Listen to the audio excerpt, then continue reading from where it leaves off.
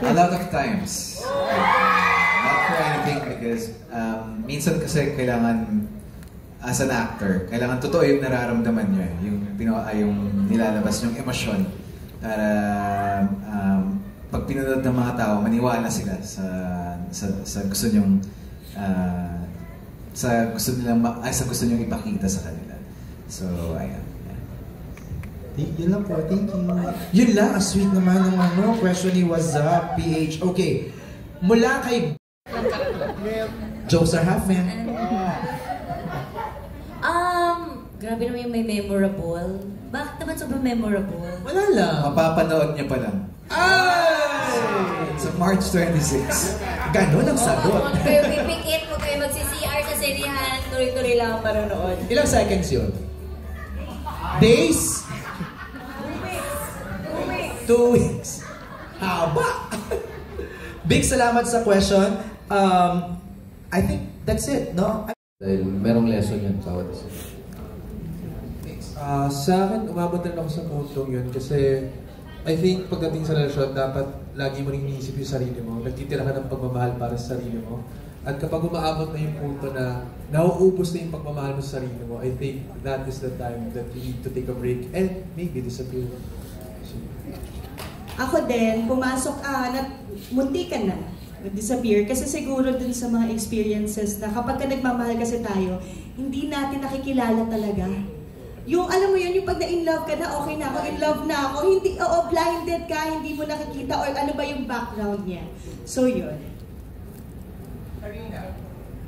Ako, I don't think may times na nagdi-disappear ako. I think when it comes to love, maybe nasa age range rin namin na parang may pagka-never give up pa kami. Like, we always wanna keep trying and see if it works out. Pero syempre, kapag dumating na yung time na it's really not working na and, you know, parehas na kayong nahihirapan, I think love isn't supposed to be hard. It's supposed to be soft and, you know, kind. So, yeah. Disappear ka na kung sobrang hirap na siya. Si Wilmar, sagot na niya kanina eh. No? Okay na si Direk, ikaw Direk, meron ba? Yes! Actually, nakalimutan ko na rin yung tanong. Oo naman, experience naman na pumasok sa relationship. Kasi parang there comes a time na sa sobrang pag minahal mo na isang tao, nakakalimutan mo yung sarili. Tama. So, yeah. Thank you, Direk. Thing happened to you that you want to not disappear, but shout out to the world. Pagsigawan ko. Ano ba gusto ko ipagsigawan? Medyo na ako. Wala pa hindi ko po. Sa March 26, yun yung gusto kong nasa puso ko. March 26, my love will make it disappear. Talaga ba, Kim? Okay, for everybody sa ating buong cast, what do you think is the key so that love pag-disappear? The feelings mo for that person, for one person. Turn off? Parang gano'n. Turn off? Ano ba? Iba-iba naman eh. Ibang levels ng love, di ba? Siyempre, pag niloko ka, mag-disappear ka na. Kasi, tatanga-tanga ka na lang.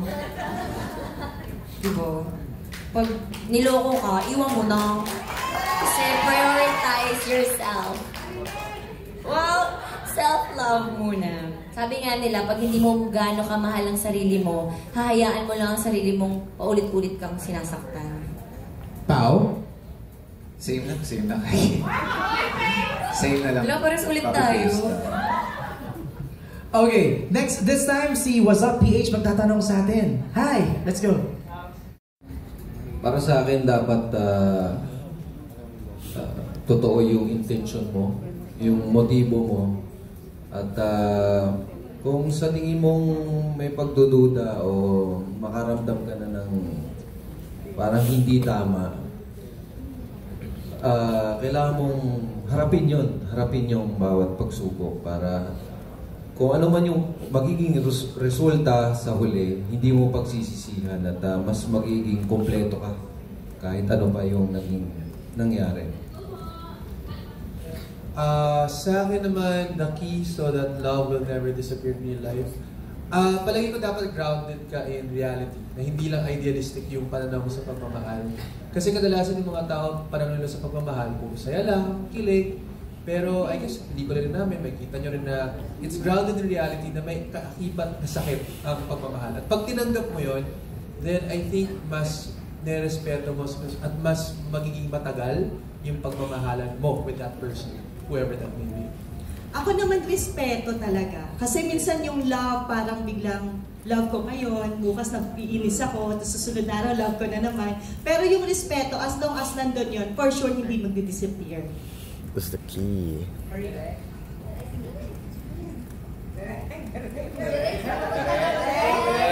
sagot ka, Direk. Ako siguro, never, huwag kayo titigil na magkaroon ng firsts. Di ba, kunyari, sinabi nga kanina, first time namin lahat, first time ko magpelikula, sila first time din nila magpelikula. So, ganun din sa relationship. Never forget to do new things with your partner. So, parang huwag kayong maging, tawag dito, stable nga, tama. Hindi siya, huwag kang complacent dun sa relationship niyo. You just have to work for it. Love, you will work for love. Parang ganun tayo. Di ba, direct ang ganda? Magaling talaga siya. Karina. Ako, parang same lang din kay Direk. I think love comes with hard work. Choice kasi siya. So, yun, nabasa ko to. Parang hindi naniniwala si Ate Will basa. Nabasa ko to na not only cheating ends a relationship, but it's actually also being lazy. Because you put in less effort once na magtagal na kayo. And, you know, parang, yun nga, nagiging complacent ka na. You don't remember important dates or celebrations. So, I think it's important na kahit gano'n pa kayo katagal, you're always there to remind your love for that person. Nax naman. Wilma? Ako medyo matanda na ako, so malalim na yung love ko. No? So, ang pinakamahalaga is yung respeto. Yung tiwala, yung honesty is very important. Yung loyalty, yung finances nyo, importante yan sa isang relasyon. Bakit matanda ka na ba? Basta sa March 26, makikita nyo dito kung bakit ganun yung reaction ko lagi. So, ganun siya. And then, above all, dapat yun, ikaw din sa sarili mo.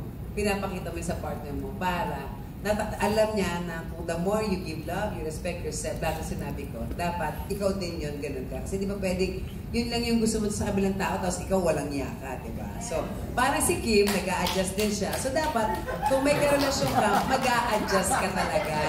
Adjust, dala ka baon. Kami na yung relasyon agad. Sa kanilang dalawa, gano'n, nag-a-adjust, yung nagdadala ng baon, nag-stay lang sa tent, nagpa-practice, gano'n talaga yung love. Doon nag-uumpisa yun. And above all, the best foundation of love is friendship. Pao, ikaw naman. Pag hindi ka sa siguro sa akin, understanding. Parang understanding each other. Dahil pag naunawaan nyo sa isa't isa yung mga kailangan nyo, yung mga pagkukulang nyo, at yung mga kailangan bayaran, etc. Parang mas madaling ayusin lahat at mas madaling pagdaanan yung mga may hirap na times na mas madaling pagdaanan yung mga mabibigat na times. Yeah, so. Kimi? Ako, tanong, what do you think is the key so that love will never disappear in real life? Malay ko, nag-disappear sila eh. In real life. Ito ko mag-a-advise. Malay ko, hindi ko alam. Kung saan man yung key na yan, kay Ram. Parang you're learning, Kim, eh, no? You're still... Oo, hindi ako maganda mag-advise. Ang alam na hindi mag-disappear. Kasi, mag-disappear eh. Sana this time hindi. Sana makuha ko na yung key. Okay. Cookie? Si Cookie na lang muna for now. Okay. Pero ano mga advice mo, Pao, kay Kim? Having said that, yung sasabi niya na, anong mga advice ko? Wala naman akong ano. Pag-usapan na lang natin yan. Walang baka! Thank you so much!